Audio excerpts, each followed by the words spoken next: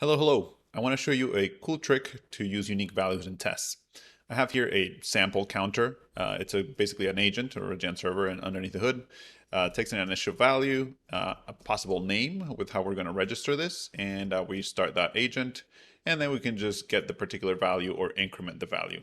And we can take a look at the test, and we start the counter. We grab the current value, we increment it, and then we just make sure it's one more than the previous value. The interesting thing here is that the name we provide here is somewhat arbitrary. Imagine if we write more tests for this and maybe we use this in other tests in our code base, it's possible that we have a name collision that we use test counter again, and then in that case, we could run into problems. So ideally, we want to pass a unique name here that's not arbitrary. Well, that's where ExUnit can come to the rescue.